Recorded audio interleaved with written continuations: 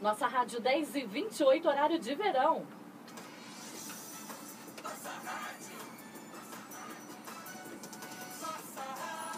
Mais perto de você. Debate de volta na nossa rádio. Debate Papo. Ok, estamos voltando com o Debate Papo aqui hoje recebendo o pastor Eli Bento Corrêa, da Igreja Batista, que escreveu o livro Como Viver Bem na Melhor Idade, dicas preciosas para o idoso moderno. Ô pastor, quer dizer que se o idoso não for moderno, o seu livro não serve, não é? Serve também, porque quando do título, eu não me refiro ao título à pessoa que já está avançada em idade. A melhor idade é aquela idade que a pessoa está vivendo hoje, não importando a quantidade dos anos, certo? Então, o idoso moderno hoje tem se caracterizado por algumas peculiaridades, como já falei anteriormente, né? Certo? Então, este livro, eu diria assim, que é um livro preventivo. Não é somente para o idoso, é para todas as pessoas que querem ter um final de vida feliz. Lembrando que todo mundo vai ficar idoso. Ah, sem dúvida. Aliás, uma Sem vez, dúvida. tem um monte de piadinha no seu livro. Tem. Na próxima edição o senhor pode acrescentar mais uma que não é piada, é verídica. Pois bem. Um dia eu estava muito sonado, né? Sim. E andando na rua e tal, entrei num boteco para tomar um café. Sim. Aquelas cafeteiras antigas, tipo grandona, né? De Tipo metal. bullet, certo. Aí e tinha uma plaquinha no boteco, lá na cafeteira, bem naquele lugar onde sai o café feito com coador, né? Certo. Estava escrito assim: se o café estiver velho, frio e fraco, não diga nada a ninguém, porque você vai ficar assim também. Ah, tá. Grande verdade, né? Exato, sem dúvida. Então, ó, você que ainda não está na melhor idade, prepare-se, porque vai chegar o dia. Você pensa o quê? Né? Então, e agora, o senhor está devendo para nós uma explicação sobre a diferença entre saúde emocional e saúde mental. Mas segura um pouquinho aí, porque tem participação do ouvinte. Pois bem. Né? Bom dia, o meu nome é Gessivaldo, moro no Jardim Ângela. Jardim Ângela fica na zona sul de São Paulo, né?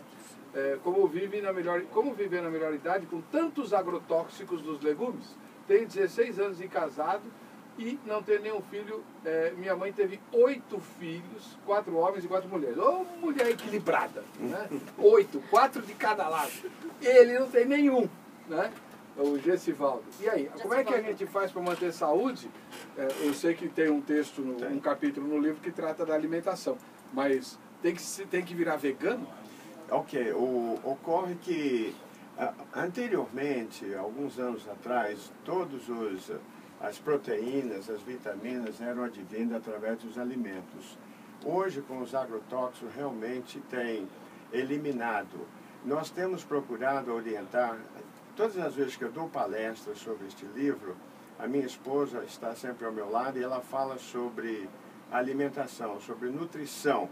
Hoje falta para nós, os humanos, o cloreto de magnésio, que é advindo da terra, certo? E a falta deste componente em nosso corpo produz uma série de distúrbios, certo? Anteriormente havia uma fertilidade muito maior. Os agrotóxicos estão hoje na ordem do dia. Por isso nós não obtemos aquilo que o nosso corpo precisa.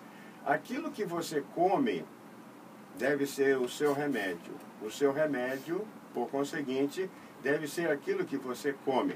É muito fácil recordarmos o passado, biblicamente, certo? Todos os seres que Deus criou, certo? Não havia o agrotóxico. Do ponto de vista bíblico e também de longevidade, nós vamos encontrar com Abraão, um homem que tinha 90 anos, certo? E teve filhos aos 90 anos. E não havia o famoso e famigerado Viagra, certo? Ele era viril por natureza. Aquilo que Deus quer é que já está na própria natureza. Nós temos alterado e invertido as coisas. Estamos pagando um alto preço por isso. Essa é uma questão que precisa ser olhada com carinho, né? Agora, tem muita gente que pensa assim, eu me tratei a vida inteira, agora estou perto de morrer, vou comer o que eu gosto. Está errado? Sempre é uma satisfação, né? Temos a satisfação. Mas utilizando o slogan que está na hora do dia, faça isso, mas com moderação. Tá bom, não precisa comer um pacote de batata frita. Come umas 3 ou 4. Exatamente. Tá bom. Agora, pastor, o que é saúde emocional e qual a diferença para a saúde mental? Ok, a diferença que eu faço, que a saúde mental é o autoequilíbrio que você tem por natureza, pela sua essência de ser.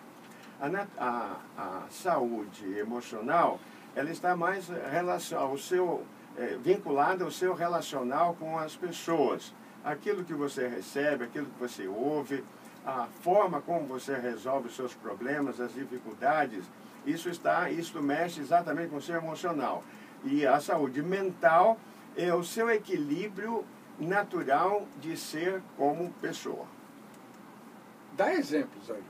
Exato. Uma pessoa, por exemplo, que não tem condições diante de uma situação, principalmente no trânsito, né? Ali ele vai mostrar se ele tem uma saúde emocional ou não, quando ele é agredido no trânsito. Mas isso não precisa ser idoso? Não, não precisa. Qualquer uma pessoa, né? Porque esses enunciados que eu coloco aí, não vai ocorrer exatamente com o idoso, ocorre com o ser humano, certo? Pois é. Então, exatamente nessa circunstância que ele vai demonstrar o seu equilíbrio, certo? A sua forma de equilibrar e de resolver os problemas no seu emocional, certo? O seu mental seria ele como pessoa, particularmente e individualmente. Agora, já que o senhor falou de trânsito, por que o senhor não incluiu um capítulo sobre o idoso que dirige? Exatamente, porque aí onde são problemas muito recorrentes para o idoso. Dentre eles, a grande situação e o problema maior é que o idoso jamais quer parar de dirigir. E aí estou dando uma série de dicas de quando isso deve ocorrer. O senhor coloca no livro uma informação curiosa, que na Alemanha, a maior parte dos carros de luxo são comprados por idosos. Sim. E não por jovens. Exatamente, porque estamos dentro de um outro contexto socioeconômico, cultural. Então, por que o idoso alemão pode ter carro de luxo e o senhor quer que o idoso brasileiro pare de guiar? Ok, eu não quero entrar nesse aspecto político da coisa. Vamos ficar por aqui mesmo para não complicar a coisa, né? Ué, não, pode falar. Não, exato, porque outra forma de ver a vida, certo? São outros recursos. A valoração ao idoso é totalmente diferente daquela que hoje nós temos aqui no Brasil. Graças ao Estatuto do Idoso, que foi instalado em 2003, certo? Muitas coisas têm melhorado, mas outras coisas infinitamente maiores e necessárias ainda precisam ser corrigidas e o idoso ainda não desfruta daquilo que ele deveria desfrutar. Na base disso tudo, pastor, não estaria a seguinte questão. Na Europa, o idoso ele é um importantíssimo segmento de consumo. Sim. E no Brasil, o idoso é visto como um peso, né? Ele só gera gasto. Né? Então, muito recentemente, alguns setores, como o de turismo, por exemplo, é que se despertaram para investir na terceira idade, com promoções específicas e tal, e aumentaram bastante o seu rendimento por causa disso. Mas o idoso brasileiro tem pouco poder de compra e por isso ele é desprestigiado. E na Europa, como o idoso tem bom poder de compra, ele é privilegiado. Exatamente, exatamente nesse segmento que a coisa é vista, certo? Mesmo aqui no Brasil, existe uma determinada população, ainda que o índice não seja tão elevado assim, de pessoas que têm plenas condições financeiras, uma boa aposentadoria, que recebe, já tem a sua casa própria e uma boa porcentagem dos idosos, por incrível que pareça, aqui mesmo no Brasil, ainda mais acrescido do momento que vivemos, eles ajudam os seus netos e filhos. Esta é uma realidade. crescente, né? Cresce, cada vez mais crescente se a situação não for revertida de imediato. Tá, mas vamos voltar lá para o idoso que dirige. O senhor Tá. acha que o idoso tem que parar de guiar? Não, certo? Não existe nenhuma legislação brasileira que o impeça de fazer tal, certo? Ele quer dirigir e dirigir sempre. Agora, ele tem que estar muito consciente das suas limitações, né? Principalmente quem toma remédios de tarja preta, certo? Precisa ter muito cuidado, a sua visão já é limitada, a sua audição, os seus reflexos, certo? Então, ele tem que estar muito atento nesse particular e, sobretudo, pastor, ele precisa ter um carro apropriado para a sua idade. Não pode ser uma Ferrari?